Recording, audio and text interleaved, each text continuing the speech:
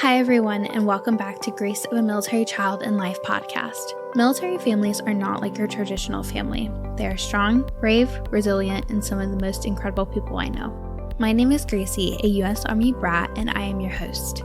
I am honored to be able to give military family members like myself a place for them to share their stories and experiences in the military life.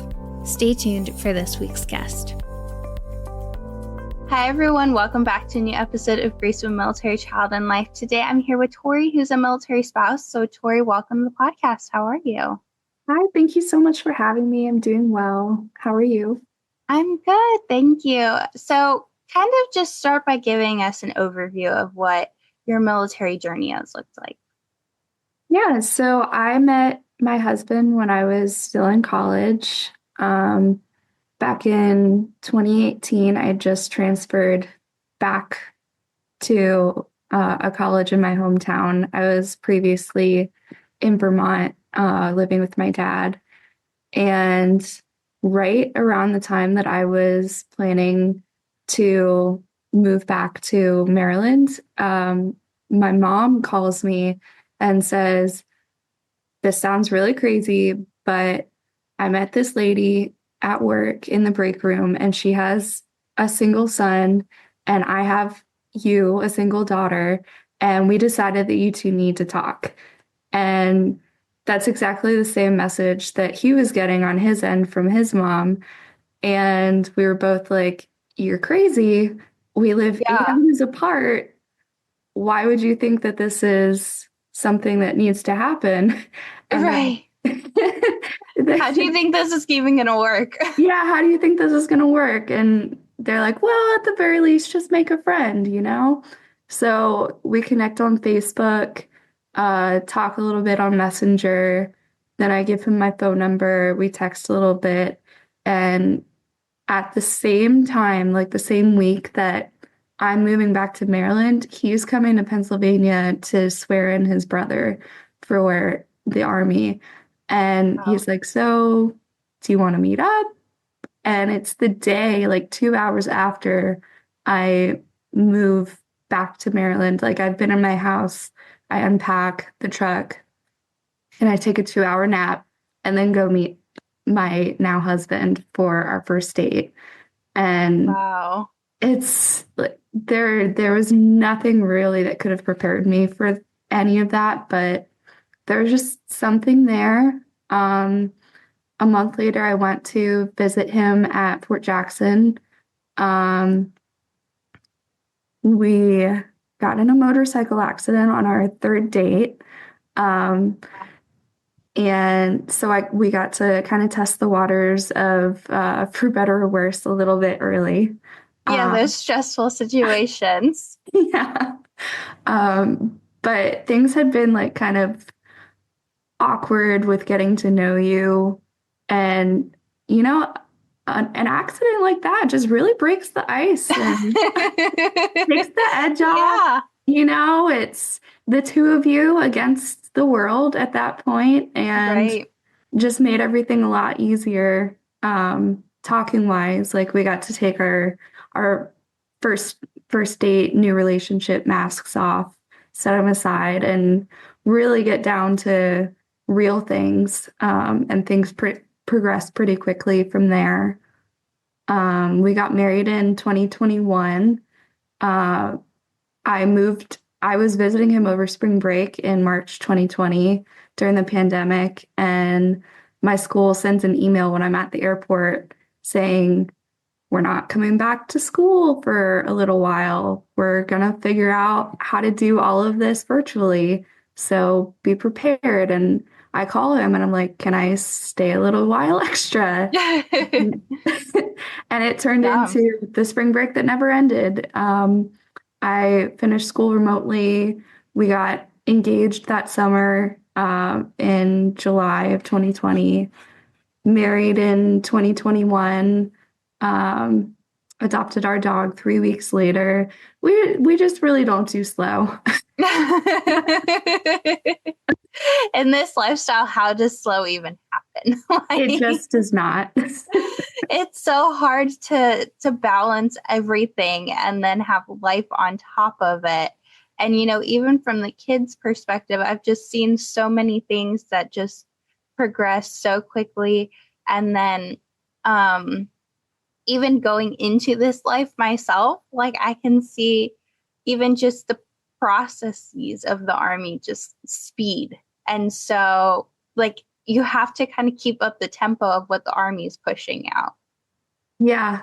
Yeah. If you're expecting slow integration, lots of comforting directions and anecdotes, that's really not what it is. Do not come in with those expectations. No, just come in ready to roll and adapt, and that's all you can expect. Yeah. Which is hard because I had no military background. I was a military kid. I had no one in my family that was military that was close enough for me to know about. Right. We think my great grandfather was in the Navy, but he's not around to ask him, like, how did you handle that? Or his wife, my great grandmother. I'm not even sure, like, if she was very involved or not at that time. So I had no guidance or anyone really to turn to except my husband's friends. That was a big concern, like going from expecting to be in a civilian job and career path after college. I had a lot of tough conversations with my husband, even my advisors and my professors at college, asking them, like, do you think this is a mistake? I don't really know what my career would look like if I pursued this relationship seriously. What do you think? What do you think? And to their credit, like that's not a question that they're usually prepared to answer. It's more of like, should I drop this class or not? Not should I drop my boyfriend? Those are the questions I don't normally get. No, they had no training for that. But they were so kind and so helpful and looked at me as a person going out into the world, not just a student in their class. And ultimately, it was decided that I really needed to consider if my personal relationship was worth the stress that my career and professional future would be under, and just kind of be prepared to make sacrifices, right, take jobs that I wasn't necessarily excited about, and kind of just wait and see what happens and what is possible. So that's the job market that I graduated into. It was just see what's there and what you can make work. And as somebody who was pretty ambitious, even when I started college, going in, I had it in my mind that I was going to be a CEO at a Fortune 500 company. Looking back, like that's crazy and totally not worth it. The CEO position is not. That's more stressful than military life sometimes. Yeah. It's not all the glamour that it appears to have. But I wouldn't have found that out if I hadn't decided to hire myself after graduation. I count on me. Yeah. I believe in me. And so I started a business. I started an entrepreneurship journey. And I always try to remind myself of that when I get nervous because I'm in a grad program now. I'll be looking at jobs next summer. And whenever the future seems uncertain and scary, I always try to come back to, well, who hired you after undergrad? You did. You're always going to have a job with you. So I think that's huge because it was a big mindset. It is so scary coming out of college, like so scary. And when you don't know, you add the uncertainty of military life and constantly moving and the uncertainty of all of that on top of it, you just don't know, what kind of job markets you're going to be in. You're not near a big city. It's harder to get into those Fortune 500 companies or, those big corporations. And then it's just hard. Like the life of a college graduate, I think is one of the most challenging phases of life that I've ever been in. It's so stressful. There's so much pressure put on you right Yeah. away. You're still a kid. Nobody is 21 or 22 knowing Right? fully what they want out of life. My husband's 33. He's still not sure what he wants to do. Yeah, because when you get out of the military, you have a whole nother career ahead of you. Like, Well, he wants to stay in and do his 20s so that there's less pressure about a follow-up career, which yeah, I support. Some days I wonder how we're going to get to that point, but right. Yes, it is. It's a challenge. And you have to like every single aspect of, both lives, military life and college grad life. It's like you have to take it one day at a time and just go through because you don't know what challenges or what curveballs are going to be thrown your way. yeah, you learn that buzzword resiliency in the Yes. military community. You learn that real quick. Yeah. And I have met so many people who view that as like a negative term and who view it as something that it's like, I don't want to be resilient. And I guess, at the same point, none of us want to necessarily be resilient because that means you've gone through the hardest of hard times to get to where you are. But that's just the military as a whole. We have to be resilient. It's not that we have to choose to be because something in us automatically does. And when we have those hard times, those challenges that come our way, we're pretty much ready to adapt to whatever the circumstances face. And it's that mindset of I might not know how to do this, but I'm going to figure it out. Yeah. Yeah. You have to. I think resiliency is viewed negatively because we're so tired of hearing it. It's Yeah. not necessarily that being resilient is a bad quality to have. It's just, oh, got to use my resiliency training again. Right. Buckle up for the next big thing. It's just ongoing exhaustion that creates a negative connotation when people hear resilient. Yeah, no, I agree because some days you don't want to have to roll out of bed and, pack up your house again or step into a new environment that you don't know what you're going to be facing, but you have to. But you don't have another choice because by marrying into the military life, by joining the military life, however you get involved with military life, it's something that comes with it. And you have to be able to, be ready to face that and be ready to know that you can accomplish whatever challenges are going to come your way that day.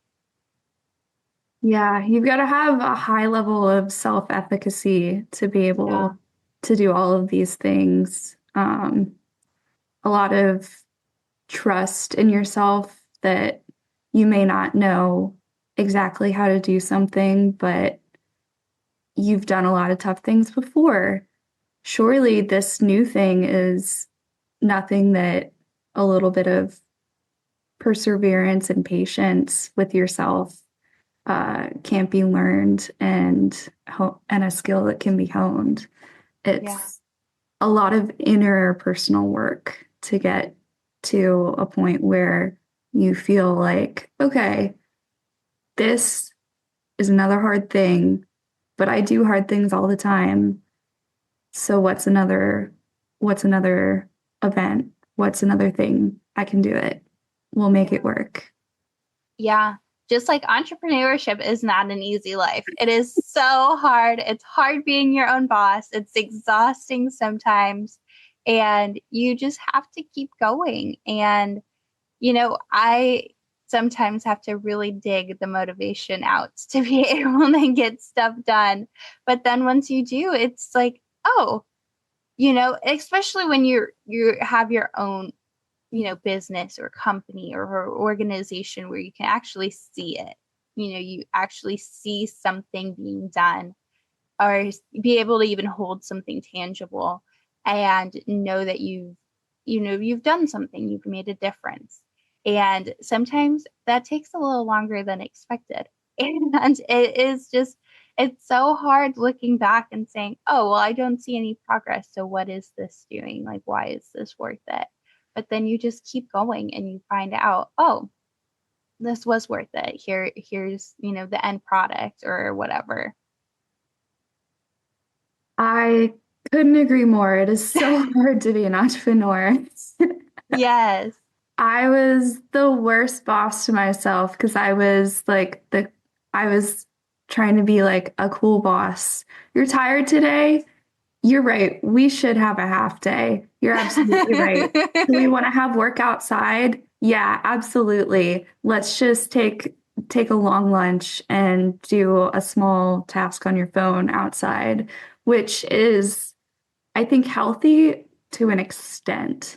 Yeah. So you have to have a really high level of self-discipline, which is something I've never been good at. I'm really, really trying to work on that, especially before I have kids, because I can't be disciplined myself. One day they're going to catch on and think, why should I listen to you when you discipline me? You can't even hold yourself accountable. So that it's so hard. It's worth it. It's so exciting. Like the every time you hit a milestone, like your first sale, your first wholesale order, your first market, your first year in business, huge, huge deal. Those are the moments when it all seems worth it, where you get a really good testimonial from somebody saying how much your product or service means to them. Like that's when it feels worth it. But when you're grinding along, it's the end of the month, you haven't made your sales goal, or you have to sit down and actually do your bookkeeping when you have no passion for math or Excel. Right. Yeah. Those are the really challenging times. Yeah. And it's not like, as you grow a company, then you can start, hiring other people to do that for you. But in the beginning, when you've got like nothing on your books, it's pretty much impossible to start hiring other people to do that for you. Because if you're not bringing in any income yourself, then how are you? It's so costly sometimes to do that, but you have to do it yourself. And there's so much learning, and that's when one of the funnest things is going through all of these phases and all of these steps and these processes and learning how to do it all. And that's so exciting, but it's so exhausting at the same time because, I'm the same way. I'm not a math person. I'm not an Excel person. Do not put an Excel sheet in front of me, but, you know, I can do it. It just takes a lot out of me. And then, like you said, the extended lunches and saying, I want to go outside today, or I want to go run an errand or go to Target. And, you have to say, okay, that has to wait until after I finish XYZ. And that's sometimes the hardest thing to do. It is. You have to really monitor yourself, and your productivity is always going to like flux and everything, Yeah. but staying on task and making sure that you have an accountability system for yourself when it's just you. Yeah. That's so hard. That's why finding like-minded people in similar professions and communities is important, because then you're all going through similar things together. You can have an accountability partner if that's something that would be helpful for you. But just making sure that you're getting out there, you're talking to people who are in a community with you and keeping those bonds tight for Yeah. when business gets really hard. Yeah. And the best part too is that there are so many military spouse entrepreneurs or even veterans and service members entrepreneurs. And that's just, it's so cool to see because, like we were talking about, job market is hard and then you add military life on top of it and it's just even harder. And so everyone just seems to kind of migrate over to being an entrepreneur and having their own small business. And it's so cool to see just the military community kind of come together with so many different small businesses, but so supportive of every single one of them. Yeah, being on Spousely was my favorite part of having a Yes. business. I love Spousely. I love it so much. I've actually since closed my business that I started out of college, and that it wasn't the fact that, oh, I'm not gonna make money from my crafting anymore. It was, I have to get off Spousely. That was the I heartbreaking know. thing. And it was the same way. Like I had to close my Spousely. I closed it back in August, and I was like, okay, because we've got to start preparing for this new life. And it's so heartbreaking because that community of people is just incredible. And those other vendors on Spousely, like I've reached out to so many of them and said, I don't know how to do this. Can you help me? And they are right there to help you and guide you. And they've learned, the tips and tricks of moving and taking your business with you and doing everything that you need to do. And, that information is right there. And those people are just some of the closest friends I've made. And, it all started because of being a small business owner on Spousely. Yeah, yeah. I still talk to some of my Spousely friends. I'm a military spouse entrepreneur mentor in a program called Spouse Connect through Points for Patriots. I'm gonna get to work with some of them there this Yes, in like, oh my gosh, like a week or so. I'm so excited. that is so Um, exciting. I'm excited to be able to keep the friends from that community and keep growing those relationships, even though I'm kind of in between entrepreneur gigs at the moment. Um, I'm hoping I love doing my engraving shop. It was exactly what I needed at the time, but I think I am looking for something more purpose driven, a cause larger than myself after graduation. So I would never be able to have the support and the knowledge and the input to be able to try and make that happen without making connections through Spousely so many years ago.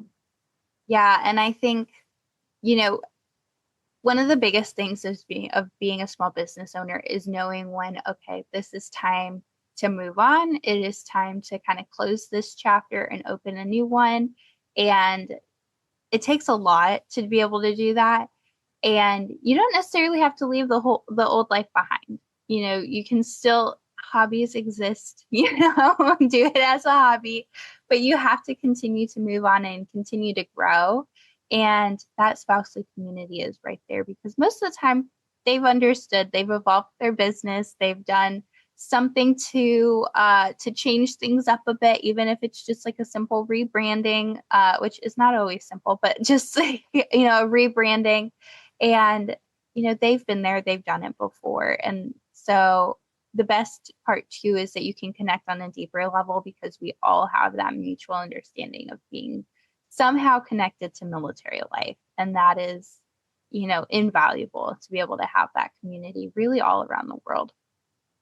Yeah, and I can't even imagine if I were to go Oconus, I would love it. I love it so Yes. much. I'm pushing for it, manifesting it, doing everything I can. Of course, the army will do what it does, but Right. I would love it. Even though we'd have to leave my dog behind, that would be sad. Yeah. Still the adventures that we could have. And if I were to if I were to go Oconus with my husband, the first thing I would do is go into Spousely and look at any of my old friends or acquaintances to see where they are. Have they done this? They're my go-to for advice because like we get each other. We're all in the military. We're all living this lifestyle, but we also chose to be entrepreneurs and be in business for ourselves. So I trust them so much because of Yeah. all of those common bonds. Yeah, Absolutely. And I couldn't agree more. But the last thing I want to ask you is, what is a piece of advice that you would give to another military spouse? Oh my goodness. It's a hard one. Such a hard one. There's so much. Okay, I would say my best piece of advice is to keep a list of personal goals close to your mind, close in mind, close in heart, but be flexible with the timeline. So don't stick to so much of, I need to be 35 and doing this, this, and this. Otherwise, I've failed myself. Yeah. Just try to think, I want to do these things at some point in my life. I'm going to see where they fit and when it makes the most sense. Because you're a spouse now, but you're still a person. You were a person with dreams and goals before you met your spouse. And you don't want to lose that. A lot of people get lost in this life. I myself did in the beginning. It was hard. And I wouldn't even say that I fully come back to where I was. I'm not sure that I would want to, actually. Yeah. But leave enough space for life to happen, for life's plan to unfold, while still keeping your dreams and your goals close, because you can still make them happen. It just may not happen exactly how you thought they would in the beginning when you first came up with them. Yeah. And that's, that adaptability and, perseverance of military life, and those characteristics you have to kind of build for yourself, because if you can't, adapt, because, some goals are just going to be unattainable, to live in a certain house or in a certain neighborhood in a certain city, that's going to have to be pushed back. Like, you can't necessarily, unless you're reserve, it's a little different, or National Guard, but sometimes you just have to push those back, and you're going to come up with new goals and create new things that you want to do throughout this lifestyle. And you just have to be like, okay, we're just going to adapt, and we're going to still keep moving forward and come up with new goals. And then always keep in mind what you really want to accomplish and what is attainable. Right. The timeline has to be flexible and attainable, but the root value of why that's important to you doesn't have to change. Exactly. Well, thank you so much for being on the podcast and sharing about your life as a military spouse. Thank you for having me. This was wonderful. Thank you for listening to Grace of a Military Child and Life podcast. If you enjoyed this episode, be sure to give it a like, follow, and comment. Also, be sure to check out Instagram and Facebook at Grace of a Military Child and Life for more awesome content. For information on the podcast, Military Child Bigs and Littles, GoAMCL blog, or other resources, visit www.goamcl.org. You can also email me at Gracie, that's GRACIE, @GOAMCL.org with any questions or comments. To be a guest on the podcast, you can schedule it at www.goamcl.org/schedule a podcast, all one word, or contact me via social media or email. Stay tuned for the next episode where another incredible story is shared.